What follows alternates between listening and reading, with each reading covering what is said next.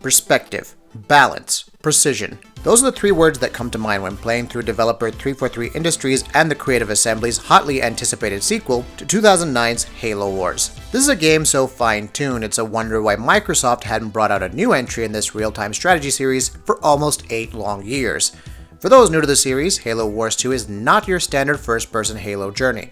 You assume command of an entire battalion of Marines, vehicles, aircraft, and much more, while setting your sights on a grand-scale war against a legion of adversaries. The story is as straightforward as possible. The crew of the UNSC Spirit of Fire battleship have awoken after 28 years of cryogenic sleep and have discovered that they had unintentionally transported through slipspace. Now, in an undocumented region of the galaxy, the crew discover that they are floating above a starburst-shaped installation known as the Ark. A distress signal from an abandoned human outpost on the Ark forces the UNSC leader, Captain Cutter, to send out a crew to figure out the situation. After discovering the outpost's AI, known as Isabel, he's warned about Atriox, the ravenous Ark leader. Atriox's origin comes from his hatred for the Covenant, which makes him turn into the Covenant's enemy. Atriox's resistance inspired others to join his cause, creating an army dubbed the Banished. But for all intents and purposes, it's pretty much the Covenant by the looks of them. Now running around without rules and killing at their own discretion, Cutter doesn't want to leave the Ark until he wipes Atriox and company out. Halo Wars 2 plays similarly to its prequel and is intensely satisfying when the bigger battles begin and your Marines are spread thin. Understandably, there are a lot of controls to learn during the campaign of Halo Wars 2, as most RTS-style games are best left to the PC crowd. Fortunately, they're simple to understand and only take a mission or two to master. The camera is an overhead display that allows you to see several meters in any direction and spin around to any angle, giving a generous look at the immediate battlefield. A quick toggle of the right analog stick allows the camera to zoom in and zoom out so you can see everything going on up close in detail or far away to see the war breaking out. Each battle starts with a small group of Marines marching across specific and often exotic locales of the Ark, trying to track down Atriox and his soldiers, as Atriox and his team do the same. Small groups aren't enough to take down the onslaught Atriox has in store for Cutter's Marines, so it becomes imperative to set up a base of operation to continually build up your army larger and more powerful. Bases construct soldiers, vehicles, aircraft, and more, but to acquire these weapons of war, it takes plenty of supplies and power, which are ultimately Halo Wars 2's form of currency. Naturally, structuring a supply pad and power generator within the base's operating area will allow a constant flow of supply and power points to accumulate. After acquiring enough supply and power points, the construction of further pads within the base, the garage creates warthogs and other ATVs, and airpad create various airships, become vital to winning the war. Later on, you'll discover how to upgrade your base to make your army that much stronger. My biggest concern after building up my legion of Marines and vehicles was control over each unit, especially knowing I'd have to send different units off in several directions as the war expanded. My concerns were quickly thwarted as the game's solution to this problem is quickly remedied by a quick tap of LB, which gives you control of all your units from anywhere around the map, or by selecting individual units by tapping A, giving you control of a specific unit, and even a handful of units by holding down A for a short time. With 3 variations of control over my units, setting up my offense and defense came down to my own views and strategies. I then felt the need to make more and more units, but sadly, the game limits your army to around a dozen or so units. As soldiers die, it becomes a constant need to head back to base and form more recruits and figure out which units will take down which enemies the best. Halo Wars 2's unit strengths and weaknesses are set up similar to the game rock, paper, scissors.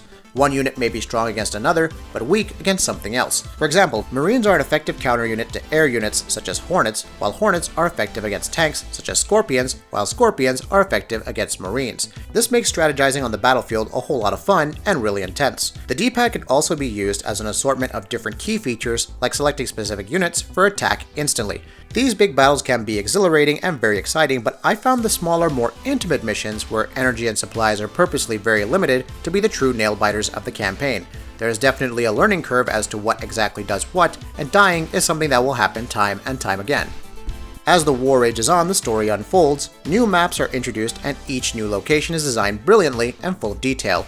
From war-torn landscapes to lush, brightly colored forests, you'll immediately recognize this as a Halo game. Much like the aesthetics of Halo 5, the landscape is familiar, but also new and always amazing to witness. With a fully voiced cast, the characters of Halo Wars 2 come off as sophisticated and militaristic. You definitely believe what they're saying is fact, and you can only hope that their strategies work. Isabel, Halo Wars 2's equivalent to Cortana, is particularly interesting to watch during the cutscenes, as she reacts to the devastation of war. Her voice work, like most of the characters, is well cast. The only problem I had was with Captain Cutter, the leader of the mission. Cutter's voice was adequate, but ultimately fell under the stereotypical man in charge of everything. Cutter's voice was cookie cutter and really left a sour note with everyone else's stellar work. When getting into Halo Wars 2, you'll instantly recognize the off-intense music that can go from calm and gentle to alarming at the drop of a hat. As the war carries on, powerful music scores blast away, allowing you to get into the game that much more. When all hope seems lost, the music is so well orchestrated that it can manipulate your feelings into thinking there is nothing left. That is until it brings the intensity right back up with a quick and loud musical number and a few explosions to make it a little more exciting. Then there's the Blitz mode in Halo Wars 2. Blitz is an RTS card game where you control several units and deploy variants of units using Blitz cards. These cards can be unlocked within the campaign or while playing other modes. The twist to using cards, however, is that they require energy points. Energy points can be found in energy cores throughout any given Blitz map, and usually after taking over a zone. The cores then convert into points, allowing you to use any card in your library at cost. What's cool is that some cards can have multiple effects besides just being a standard unit attack or defense. To win at Blitz, you must take over more zones than your opponent and rack up 200 points in the process. But points are only distributed to the team who has more bases than the other. I had a blast while playing Blitz, not gonna lie, and it will be interesting to see how players create new strategies upon the game's release. Halo Wars 2 is a testament that RTS games, when done right, can work on console. With structured missions that allow you to not only control the battlefield, but explore hidden alcoves and find unique collectibles, there's always a ton to do in each mission. If you're looking for more of a challenge, increase the difficulty and try to finish each map within the allocated time. Every moment of this game is full of adrenaline-filled encounters, resulting into an experience that is always exciting and intriguing. That'll be it for this video. If you like what we're doing, please go ahead and subscribe, and we'll see you next time.